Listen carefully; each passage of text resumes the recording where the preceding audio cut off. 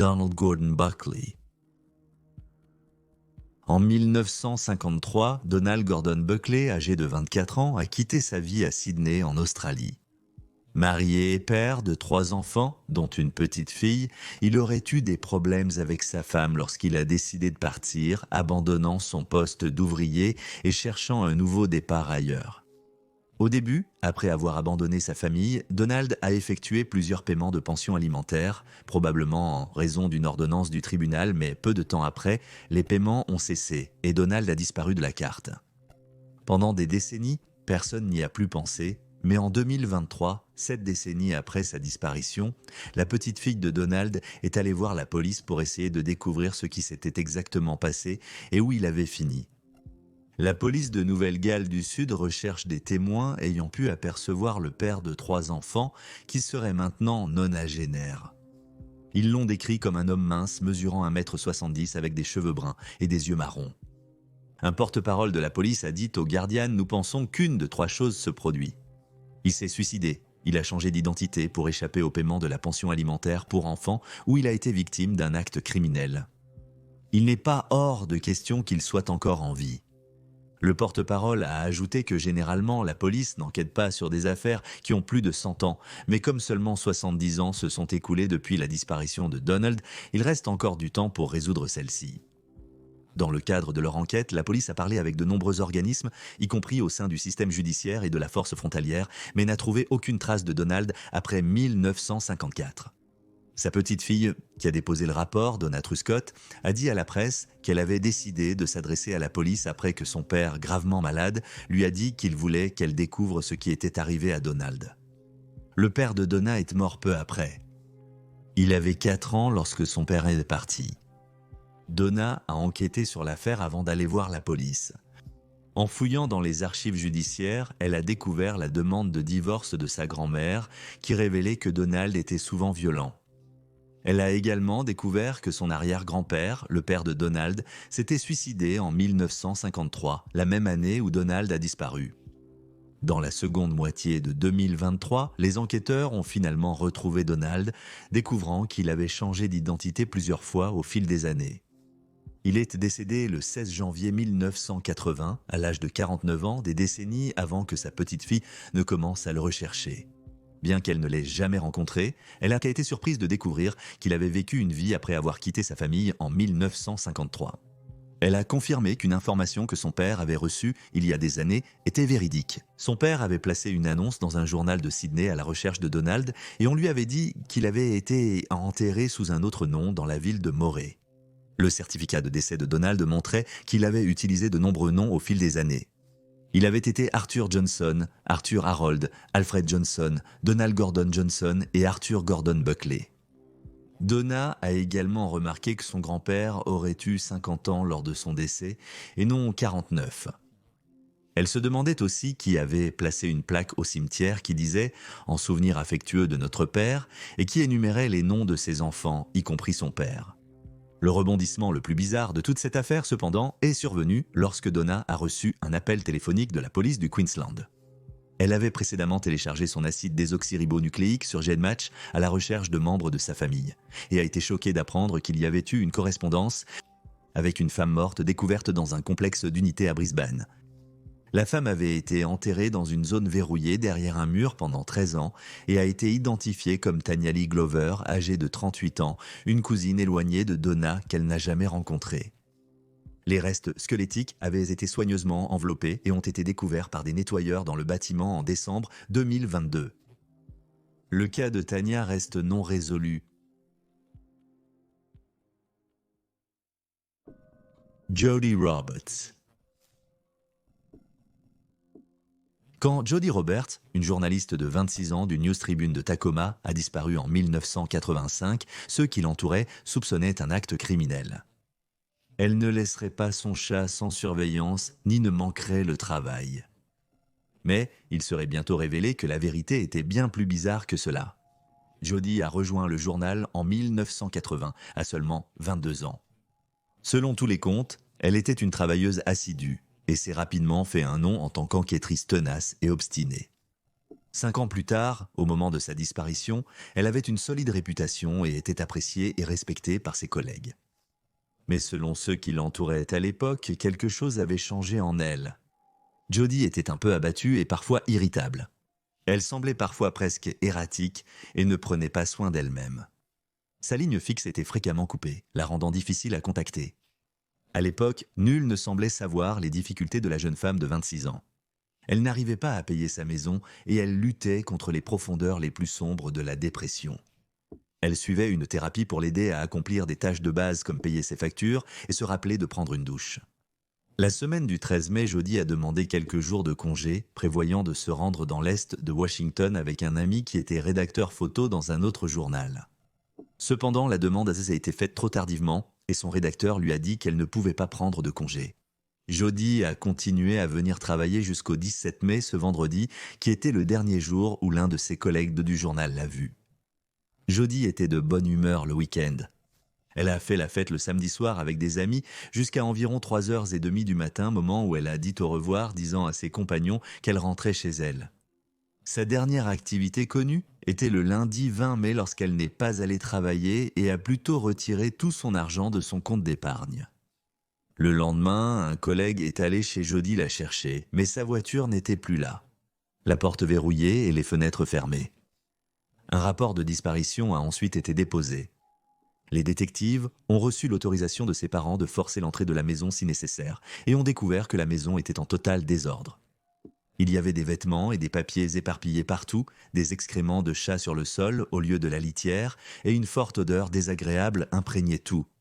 L'ami de Jody, l'éditeur de photos avec qui elle prévoyait de faire un voyage, a déclaré plus tard que la maison était en désordre, mais pas plus que d'habitude.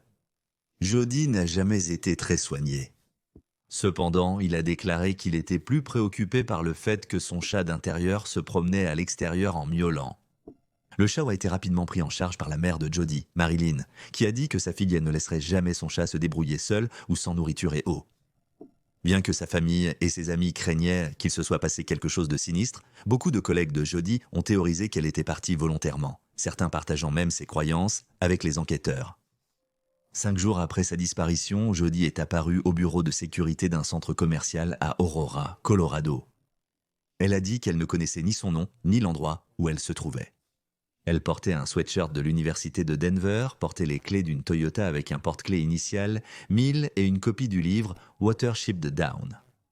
Le gardien de sécurité a essayé sa clé dans les Toyota du parking, mais en vain.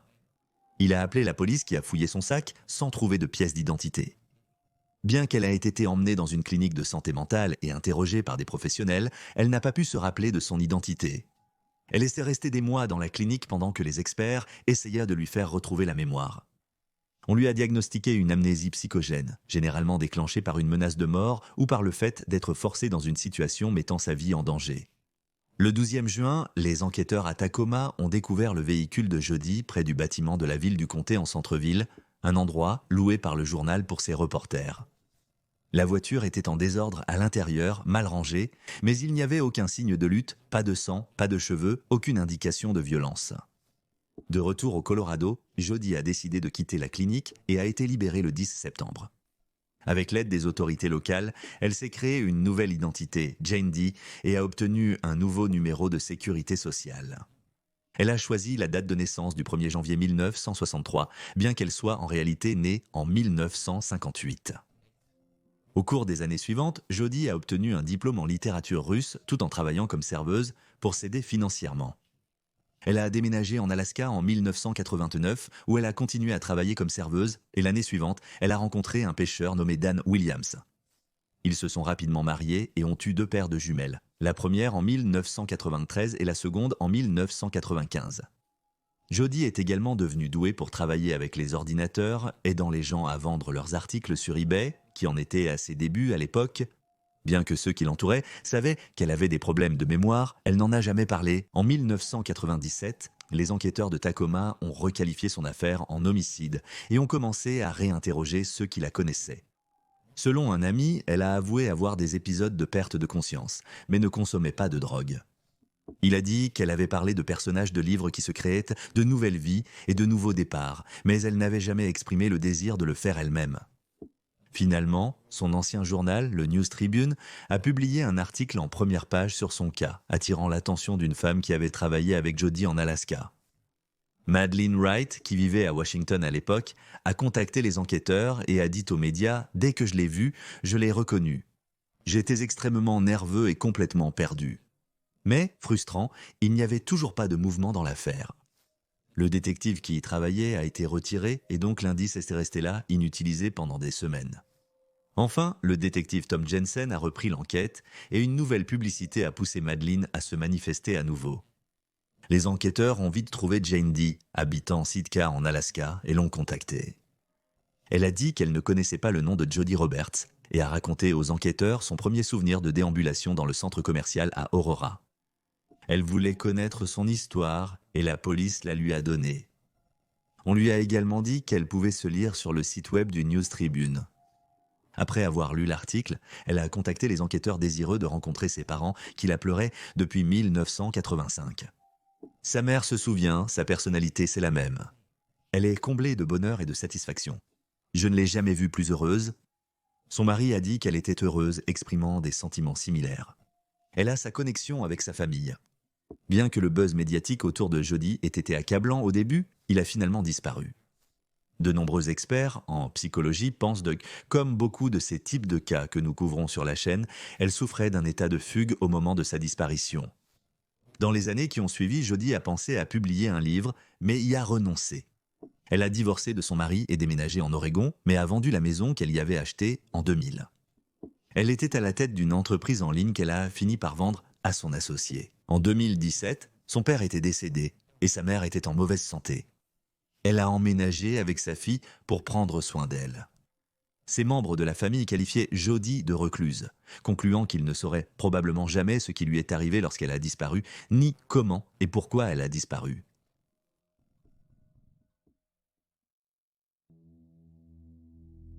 Brenda Heist. Brenda Heist était une mère de 2 enfants de 43 ans lorsqu'elle a disparu de Pennsylvanie en 2002.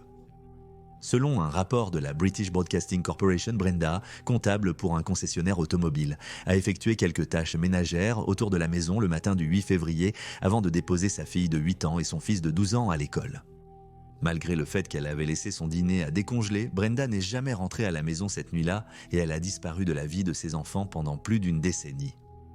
Au moment de sa disparition, Brenda était en plein milieu d'une procédure de divorce, mais selon tous les comptes, il n'y avait aucune amertume entre elle et son futur ex-mari, la relation étant décrite comme amicale. Toutefois, peu avant sa disparition, Brenda a appris qu'elle n'obtiendrait plus d'aide au logement. Elle avait aussi pris des jours de congé pour visiter des complexes résidentiels et planifier son avenir. Après sa disparition, la police a enquêté pendant des années.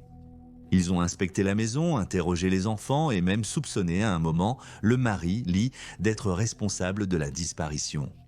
Ils ont théorisé qu'il avait pris sa vie après avoir découvert que la police d'assurance vie de Brenda valait 100 000 $, qu'il a finalement obtenu après qu'elle a été déclarée morte en 2010, 8 ans après sa disparition. En Pennsylvanie, on peut demander aux tribunaux de déclarer une personne disparue morte après 7 ans et cette démarche a également permis à Lee de se remarier, bien que son divorce n'ait pas été finalisé.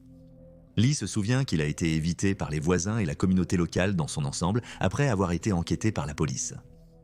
Le 12 février, 4 jours après que Lee a déposé un rapport de personnes disparues, la voiture de Brenda a été découverte sur un parking près d'une gare routière dans un comté voisin. Mais c'est là que la piste s'est arrêtée. Et dans les mois suivants, les enquêteurs ont trouvé peu d'autres éléments sur lesquels s'appuyer. Des années plus tard, une unité d'affaires non résolue réexaminerait l'affaire, mais rien de nouveau n'en ressortirait. Les enfants de Brenda ont pleuré sa mort pendant 11 ans. Puis, en avril 2013, sa famille a été contactée par les autorités après que la désormais 54 ans s'est rendue au bureau du shérif du comté de Monroe en Floride et s'est livrée, car il y avait des mandats d'arrêt en cours contre elle. Sur place, elle a ajouté qu'elle savait qu'elle était une personne disparue, notant qu'elle en avait assez de fuir. Selon Brenda, sa vie après sa disparition avait été loin d'être glamour. Elle a vécu un moment en caravane avec un homme effectuant des petits boulots comme le ménage et le babysitting contre rémunération. Elle gagnait bien en dessous du salaire minimum et ne gagnait probablement même pas assez pour payer des impôts. Entre 2011 et 2013, elle résidait dans un refuge pour sans-abri, expliquant qu'elle récupérait la plupart du temps de la nourriture dans les poubelles des restaurants et mendiait. À un moment, elle avait vécu dehors, dormant sous les ponts. Pendant sa disparition, Brenda utilisait un faux nom et avait plusieurs mandats d'arrêt à son encontre pour des délits mineurs sous cette identité. Elle a déclaré que le 8 février 2002, après avoir déposé ses 2 enfants à l'école, elle était allée au parc pour réfléchir et essayer de se détendre car elle était très stressée par sa situation à la maison. Alors qu'elle pleurait sur un banc, 2 femmes et un homme sont venus prendre de ses nouvelles et lui ont proposé de faire de l'autostop avec eux jusqu'en Floride. Dans un élan spontané, Brenda a accepté. Elle a déclaré qu'elle voulait fuir le stress de tout ce qui se passait dans sa vie. Elle a laissé sa voiture près de la gare routière et est partie seulement avec les vêtements qu'elle portait. Bien que Brenda soit désormais en sécurité et en bonne santé, sa famille semblait moins disposée à tenter de combler le fossé. Son ex-mari, Lee, allait probablement devoir rendre les 100 000 qu'il avait reçus de sa police d'assurance vie, tandis que sa fille, Morgan, a tweeté qu'elle espérait que sa mère pourrisse en enfer. Brenda a été incarcérée après avoir avoué. Ses crimes comprenaient la violation de probation, la contrefaçon et le fait de donner un faux nom aux forces de l'ordre. Dans les mois suivants, une personne a affirmé que la mère de 2 enfants n'avait pas été sans abri pendant toute la période de 11 ans où elle était portée disparue. S'adressant à Cable News Network, Sandra Forrester a affirmé que Brenda nettoyait sa maison en Floride sous le nom de Lovey Smith, notant « Elle a en fait emménagé chez moi, environ 6 mois après avoir commencé à nettoyer la maison ». Sandra a rencontré Brenda après qu'elles aient été présentées par un voisin qui avait utilisé ses services de babysitting. Elle a mentionné que plus elle parlait, plus Brenda commençait à se confier sur sa situation. Elle m'a dit qu'elle avait une mauvaise relation avec son petit ami et j'ai commencé à me sentir un peu mal pour elle. Elle a qualifié la situation d'abusive, suggérant son alcoolisme, et je lui ai fait savoir que ma porte lui était ouverte. Je me sentais mal pour elle. Brenda a également dit à Sandra quand elle a demandé qu'elle n'avait pas d'enfant et qu'elle était veuve. Sandra a vécu avec Brenda pendant environ 10 à 11 mois et a noté qu'elle ne ressemblait en rien à la femme vue sur sa photographie la plus récente. J'ai été complètement choqué en voyant cette photo. Elle avait considérablement dégradé depuis la dernière fois qu'elle a été vue par ici, qui était, vous savez, au milieu de 2012, la fin de 2012. 7 mois, ce n'est pas très long, vous savez. Sa fille, Morgan, a dit à Columbia Broadcasting System News « Elle était ma meilleure amie. Elle et moi étions si proches. Je n'ai jamais pensé qu'elle ferait ça à moi et à mon frère. » Dans une interview séparée, elle a ajouté qu'elle espérait un jour pouvoir pardonner à sa mère, non pas pour le bien de Brenda, mais pour le sien. Et voilà les faits. Laissez un commentaire avec vos réactions et pensées. N'oubliez pas d'aimer la vidéo et de vous abonner pour soutenir la chaîne. Merci d'avoir regardé. Soyez vigilants, prudents et à la prochaine.